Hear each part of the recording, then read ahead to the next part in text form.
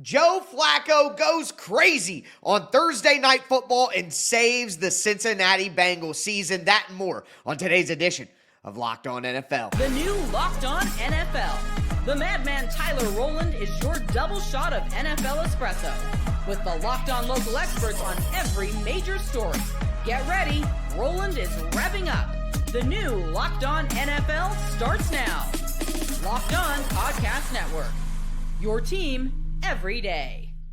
Football fans, welcome into the Locked On NFL podcast, bringing you a double dose of the NFL's biggest stories with help from our local experts that know your favorite teams like no one else. I am your host, the madman Tyler Rowland, joined today by Locked On NFL expert Nick Cattles.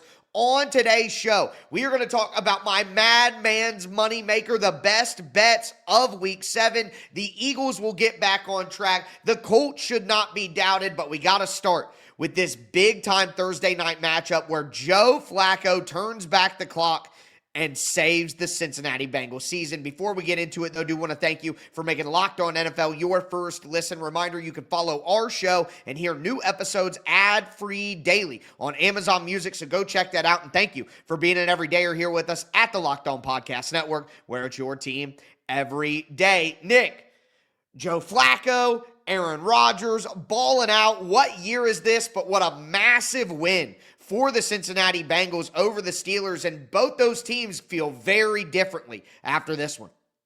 Yeah, just absolutely bananas. And we are on a heater through the first 6+ weeks of this season when it comes to primetime games, Tyler. It's almost every week we have at least one, if not two, great primetime games. You got two guys who are over 40 years old, just slinging it all over the place, all around the field. You got Joe Flacco running a zone read late in the fourth quarter. My head was about to just pop off. I mean, how in the world? We talked about Joe Flacco a couple of weeks ago, and I said, Joe Flacco, 40 years old, behind that offensive line? And I also said, watch, I'll have egg on my face. This will, for some reason, work. I'll say this, Tyler. You know, the offensive line, I give a lot of credit to Cincinnati because Next Gen Stats just posted Joe Flacco's most passing yards from a clean pocket since week 4 of 2018, more than 7 years ago. And this was the lowest pressure rate that Joe Flacco has faced this season. The pressure rate was under 25%. Dynamite job by that Cincy O-line. I can't believe I'm saying it. Yeah, and in particular, former first-round pick Armarius Mims on the right-hand side who got a healthy dose of T.J. Watt. The offensive line does deserve their credit, but at the end of the day, when Flacco had the time, he made the most of it, and that's what my guy Jake Lisco from Locked On Bengals noticed after this one. How can you not be romantic about Joe Flacco? What Joe Flacco just did for the Cincinnati Bengals was play an immaculate football game against a team that was heavy favorites with the Bengals at home on Thursday Night Football, going blow for blow with the other 40-plus-year-old quarterback in the game in Aaron Rodgers. Joe Flacco, can't give that guy enough credit for making the plays down the stretch. Jamar Chase, massive game. T. Higgins, massive game. And all you got to do if you're Joe Flacco is manage the pocket, read out the defense, and get the ball to those magnificent wide receivers on time. That's why the Bengals traded for Flacco, and he rewarded them with a huge division win to give the Bengals some hope on Thursday Night Football. And the wide receivers, obviously, Jamar Chase, 161 yards in the touchdown. I thought that, getting into the nooks and the crannies of the game, the Steelers being so man coverage heavy on the first half, it just put them in a terrible spot. Jamar Chase could not be stopped. And, you look at Darius Slay, you look at some of these other guys they brought in, including Jalen Ramsey, and this is supposed to be a great group. And at the end of the day, they just got absolutely mowed down here by the Bengals wide receivers. Yeah, it feels like it'd be a great group maybe, 3 or 4 years ago. All of those guys are getting older. Right. All of us are getting older, Tyler. But you know what I mean? When you look at that secondary, and I've been telling you for weeks, I don't think Pittsburgh is a very good football team. I think they've got a lot of weaknesses on that team, and you saw some of it tonight against what Cincy could do and what Joe Flacco did. And I just think, you attack those defensive backs. Pittsburgh couldn't get any pressure. And how did Joe Flacco do what he did tonight? Well, the offensive line, we already talked about it. It was the quick game, getting rid of the football almost like immediately over and over and over again. So run that quick game, get it out of his hands. And for the first time all year, Cincinnati ran the football. They had a run game to help balance the offense. And you put all of that together with Jamar Chase and T. Higgins, and now you can see an offense that gets rolling a little bit against the Pittsburgh defense that just wasn't good tonight. Yeah, and honestly, if Pittsburgh's plan this year was to do that, they're going to have to change their whole philosophy. And that's exactly what my guy Chris Carter from Locked On Steelers talked about after the game.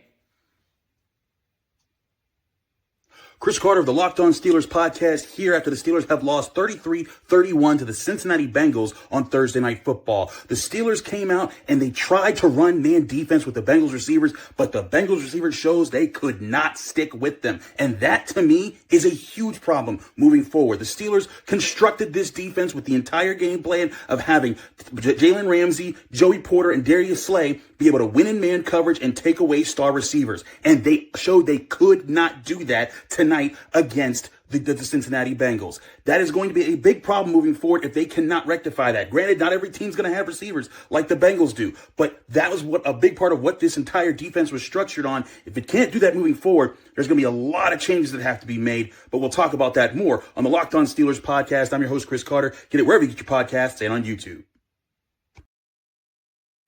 I mean, if the Steelers really did construct their entire defensive philosophy around those three cornerbacks, one, my question would be, why would you do that? And two, that's not going to work long term. I mean, you're not going to see, like you said, Jamar Chase and T. Higgins every single week. That's not going to happen. But at the end of the day, most of the contenders have threatening weapons that could probably beat those guys in coverage consistently. Yeah, I mean, this is the type of game where if you're the Steelers and you want to prove that you are better than what some people believe you are, even though the record was what the record was going into Thursday night, this is a game you've got to win. You've got to beat Joe Flacco. You've got to beat this Bengals offense. You've got to be able to limit their run game since they hadn't run all year long, and they were incapable of doing that. And it's a shame because, look, the Bengals defense on the other side, they're also terrible. The Pittsburgh offense, you've got DK Metcalf and Jalen Warren, and really nobody else that scares you. But somehow, some way, you got Pat Freiermuth out there catching 4 footballs for 106 yards and 2 touchdowns as Geno Stone has no idea what he's doing on the back end of that defense in Cincy. It looks like he's just frightened and overreacting to DK Metcalf near the boundary every single time. So this is the type of game, if you're a serious organization and you want to make a run, because we know, Tyler, Mike Tomlin, he can win all the games in the regular season that he can, and he can continue to be 500 or better. But when he gets to the playoffs, we know what happens. Pittsburgh can't get past the round that they want to get past and make a deep run. And so you're left. You're just left with, all right, what is Pittsburgh now? I mean, I think this game is nice for Cincy, but this game might end up telling us more about Pittsburgh than it does about the Bengals. Yeah, they're not beating the fraud allegations right now. The way that people have felt about them basically every year when they've been a competitive team, you thought maybe this year would be different. But what's the crazy part for me is it's the defense that you can't trust. Aaron Rodgers, what a vintage Aaron Rodgers performance here. He was fantastic in this game, throwing for 4 touchdowns. He was running around in the pocket. Now the offensive line was giving him time for a lot of it, but even that last Hail Mary attempt, that dude threw that ball 70 yards in the air. He's 41. It looks like Rodgers actually does still have something left in the tank, and the Pittsburgh defense, of all the things, is the thing that probably will prevent them from being as good as they should be. I never thought that they would get the quarterback position right like this and the defense would completely fall off. And against a team like the Bengals with Joe Flacco, like you said, it's only fair to continue to ask those big-time questions. But with that being said, it's time, folks, for the Madman's Moneymaker. Let's go into my 5 best bets of the week, talk about some of the best games of the week as well. It's Locked On NFL, part of the Locked On Podcast Network, your team every day. Today's episode is sponsored by BetterHelp. October 10th was World Mental Health Day, and this year we're saying thank you, therapists. Life can be tough on and off the field, and Behind millions of mental health journeys are therapists who showed up, listened, and helped people take a step forward. BetterHelp is shining the spotlight on those connections while also making it simple for you to find support wherever you need it. My favorite part about working with BetterHelp is how easy it is to find the right therapist for you. You can change therapists at any time for no additional charge. And this World Mental Health Day, join us in celebrating the therapists who have helped millions take a step forward. If you're ready to start your own journey, BetterHelp can help you find the right therapist. Our listeners get 10% off their first month at betterhelp.com/lockedon. That's BetterHelp, HELP.com/lockedon. Today's episode is also brought to you by Prize Picks.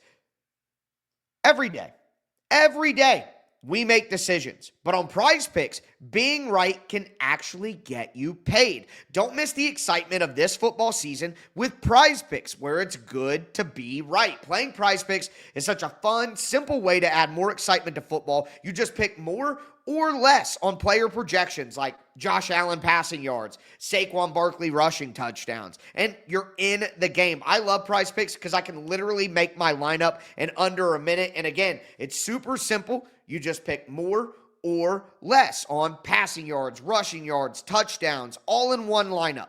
Download the Prize Picks app today. Use the code LOCKEDONNFL to get $50 in lineups after you play your first $5 lineup. That's code LOCKEDONNFL for $50 in lineups after your first $5 lineup. Prize Picks, it's good to be right.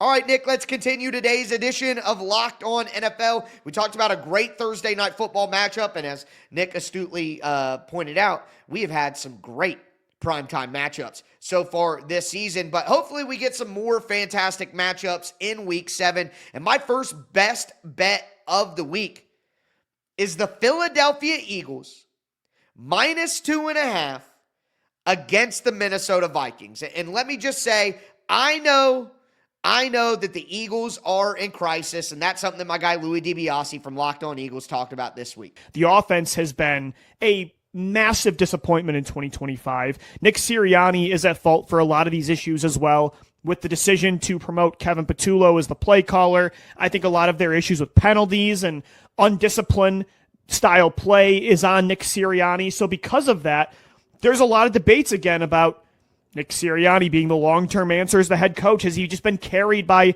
Howie Roseman's great rosters? Same with Jalen Hurts. Or are they like top 5 truly elite special, people at their very important position in the NFL? Listen, I think it's an overreaction. I think the Eagles get back on track. Carson Wentz revenge game, not going to happen. I got the Eagles -2.5. I don't even got to give up a field goal for the Super Bowl champs. I'm rolling with that all day. Well, Jalen Carter going to be back for Philly's defense. It looks like that will certainly help them. The Philadelphia offense, Tyler, is a mess. We can all see it. We can all feel it. They have to get that run game going. The offensive line is not the same offensive line it was a year ago. Saquon Barkley is not getting nearly as much running room as he did a year ago, and that impacts the offense. With Jalen Hurts at quarterback, this thing is based off the run game, and if you can't get that consistent run game, then you've got some issues to go along with Jalen Brown, A.J. Brown, and you've got Devontae Smith who are upset with Jalen Hurts. I would like them to be a little bit more creative with the pass game, but look, I'm with you. It's hard to believe that Philadelphia would lose 3 games in a row.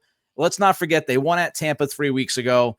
I think they will have a bounce back. I think they win at Minnesota. I think they take care of business, and they take care of Carson Wentz as well.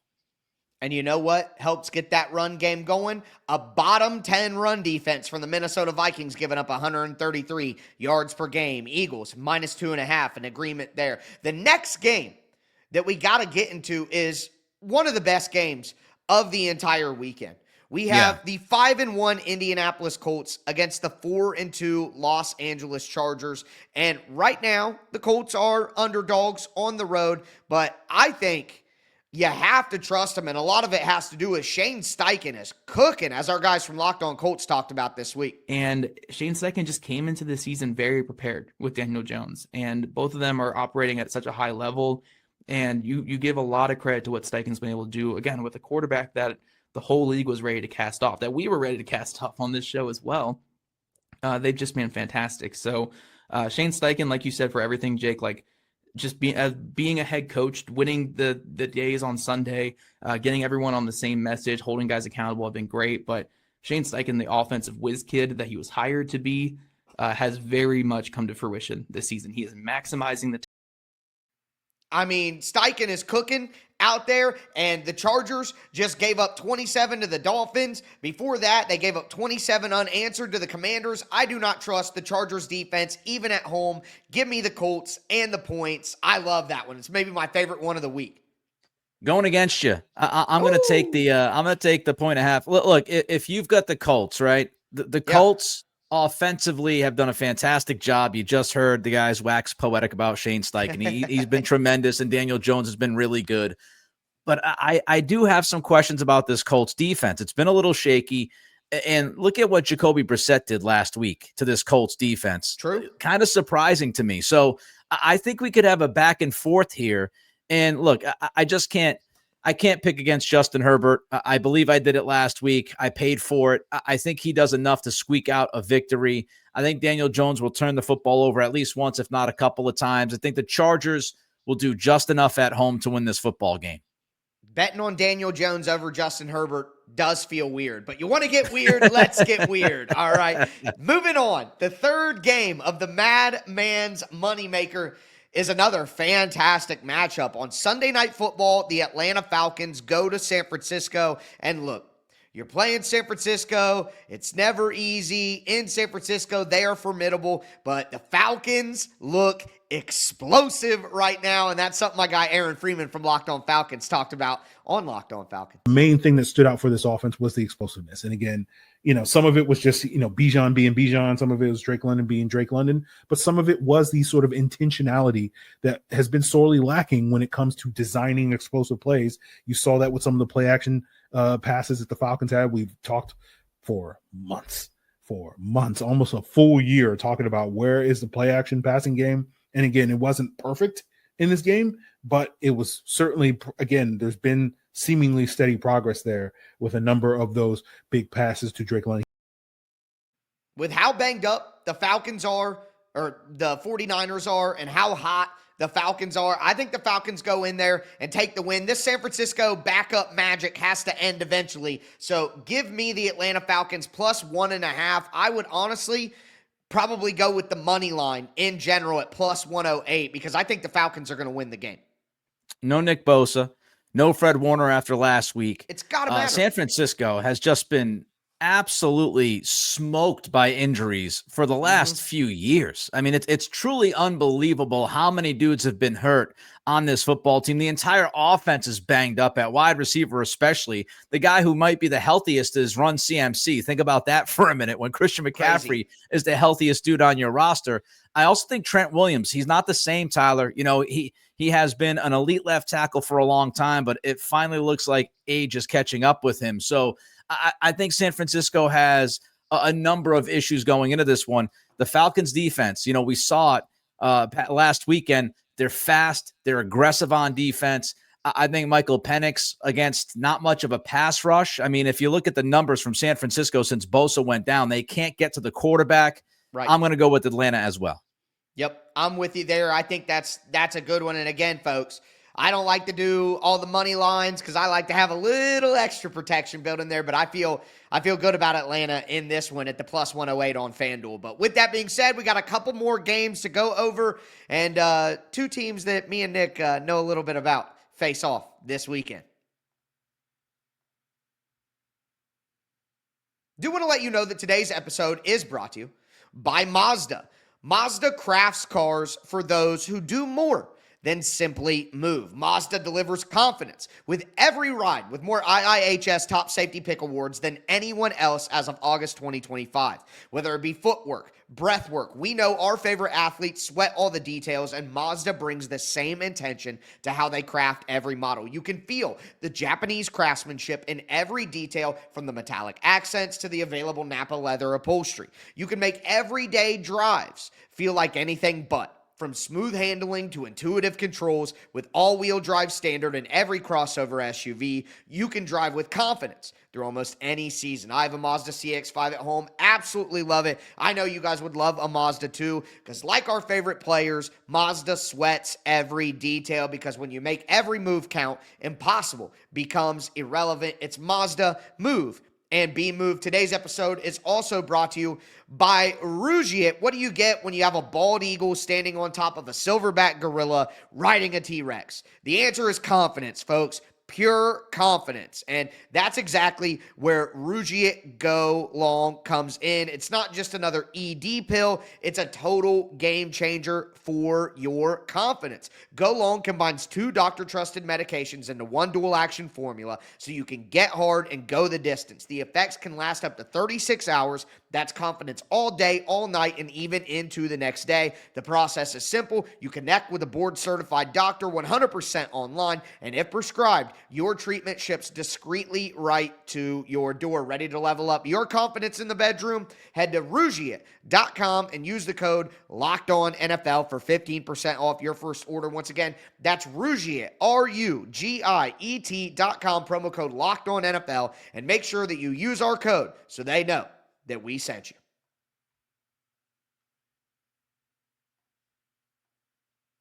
All right, Nick, let's cap off today's edition of Locked On NFL. We went over a great Thursday night football matchup, hit the first 3 bets of the Madman's Moneymaker for Week 7. Eagles minus 2.5, Colts plus 1.5, Falcons plus 1.5. But now we finish it off with a little bit of revenge. Mike Vrabel heads back to Tennessee to take on his former team, and I don't think that one's going to be very close, folks. But before we get into the revenge is a dish that's best served last, in my opinion. Do got to talk about the New York Jets. And listen, I know that things are bad for the New York Jets. They're 0-6, only defeated team, and things are getting worse for Aaron Glenn, and that's something that my guy John Butchko from Locked On Jets talked about. It could be one and done for Aaron Glenn if he doesn't turn things around soon. But there were just too many aspects of this game where you did not see professionalism in the way the Jets were led. You did not see the coaching staff look like they're up to the task. And, this is the type of stuff that leads to a coach being a one and done. I'm not ready to say Aaron Glenn's going to be one and done yet. I'm not even ready to say that he should be one and done. But I keep looking for ways to defend this, because this is really bad if the Jets have to fire him after 1 year. But I think through 6 weeks, there's an increasing body of evidence that suggests that Aaron Glenn may not be up to being a head coach in the NFL right now. And that's a really alarming thing. This comes down to pure desperation for me, Nick Cattles. This is pure desperation. The Jets cannot go to 0-7. The Panthers are a good team. They're explosive on offense. All of that is true. But I think this game is close. And with the Jets being home underdogs, I'm going to do it. Give me the Jets plus 1.5. Desperation win incoming. I can't believe you picked this game. How dare you, Tyler Rowland? This is why they call you the madman, I guess. Let's go. You picked a game that has Bryce Young versus Justin Fields. What is wrong with you, my man? Why are we talking about these 2 quarterbacks? Look, Carolina, 2 wins in a row. Is there any shot that Bryce Young gets his 3rd straight on the road? This game on the road in New York / really New Jersey. I'm going to actually go with Carolina. Justin Fields, I cannot bet a football team that has Justin Fields at quarterback after what my eyes witnessed last weekend. That was hideous. It was brutal. NFL fans should want their money back, even though we didn't have to pay to watch the game. I still feel like I was robbed from my bank account watching that dreadful football. Oh, and by the way, Garrett Wilson's going to be out. So who is Justin Fields going to throw the football to if he can throw the football? Aaron Glenn, it's not looking great. It's not looking great. Dave Canales kind of turned things around in Carolina. I think this football game is going to be a tough watch. I've got Carolina winning 9-6. All right. I think that's completely fair. I'm not going to act like this is the highest pick that I have on my confidence rating. I'm not going to act like it's at the top. But one that I do feel very confident about is Mike Vrabel coming back to Tennessee and absolutely stomping the Titans. I'm on the road. I'm laying the 7, -7. Give me the Patriots. Nick, tell me why I'm crazy. I don't know if you're trying to jinx the Patriots or like reverse jinx Tennessee, like some kind of Jedi mind trick with me right now. You'll never know. I don't know what you do. I don't know if it's both. I don't know what's going on here. I have no idea what to expect from Tennessee because of the coaching change. You might have the interim head coach boost. You might not. It does feel like a lot of points to me, but I'm going to go with the Patriots. And I'm not like uber confident. I could feel for whatever reason, Tyler, I could see this game being closer than people think through like 3 quarters, and then maybe the Patriots pull away in the end. Yes. But I'm not sure. I'm just not sure Tennessee can score more than 13 to 16 points, and unless the Patriots turn the football over multiple times, unless you got Tennessee getting some kind of special teams touchdown, some kind of score from your special teams. I don't have a lot of confidence that this Tennessee offense is going to be able to score enough points. And if the Patriots, even if they don't have a great week offensively, I still feel like they can hit 21 or 23 points. So look, Yes. May and McDaniels, they're gonna grind this out, I think. Turnovers, special teams could make the game wild. I'm not super confident, but I'm gonna go with the Patriots minus the 7. Yeah. So we had our crossover episode and we talked about some of this stuff. Here's the reality. The Titans are going to get the head coach fired, bumped. That's a real thing. Like, it's not every team, but there's pretty good evidence out there to show that you do play a little bit better after your coach gets fired if it's before 8 games. But Mike Vrabel's revenge factor, I think, is going to cancel out that. Like, the emotional advantage the Titans would have because their coach got fired is canceled out by the Mike Vrabel revenge factor for his players. So, like, the stakes are high on both sides emotionally. And to get to the field, Calvin Ridley probably not going to play in this game. The only, worrisome wide receiver the Titans would have for a defense. On the edge, the Titans already had maybe the worst edge group in the NFL, but second-round rookie Femi Oladipo goes on IR with a broken leg. Draymond Jones and Arden Key, they're veteran edge rushers, both injury guys who may not play, do not participate in practice. So far, the Titans could be playing 2 practice squad edge rushers. The Patriots' run game hasn't been very great, as we talked about, but the Titans' run defense is terrible. And if all of their edge rushers, their top 4 edge rushers, are out, there's a good chance that the Patriots are going to be able to get the run game going this week. And that leads to what you're saying. There's just no way that the Titans are going to be able to score enough points to stay close enough for me to not feel confident in taking the Patriots minus 7. So Patriots minus 7, I got to go with that. Yeah, I mean, look, again, I wouldn't be shocked if it's maybe a 6-point game going into the 4th quarter, or, there's a little unsteady feeling for the Patriots and Patriots fans. But I do think that, they're the more talented team, and I think the Patriots will be able to swallow up the run game of Tennessee. They're going to put this game in the hands of Cam Ward, and, Cam Ward just doesn't have enough help. And I think he might end up trying to do a little bit too much later in the game, and that could open it up to a turnover. And then, as I said, the Patriots kind of pull away. So it's going to be interesting, though, with all the storylines, the backdrop with the interim head coach, Mike McCoy, and then you've got, as you said, Mike Vrabel going back to Tennessee. You've got a lot of the coaching staff with the Patriots that coached in Tennessee. You've got some players. I don't know if Harold Landry is going to go, didn't practice on Wednesday or Thursday, but you've got some guys that played in Tennessee going back to Tennessee. So it's going to be quite the emotional roller coaster for all these guys. Yep, it'll make it interesting. 9 points to me is the minimum that the Patriots will win by in this game. I think 9 points, even if it's close, it's a 9-point win.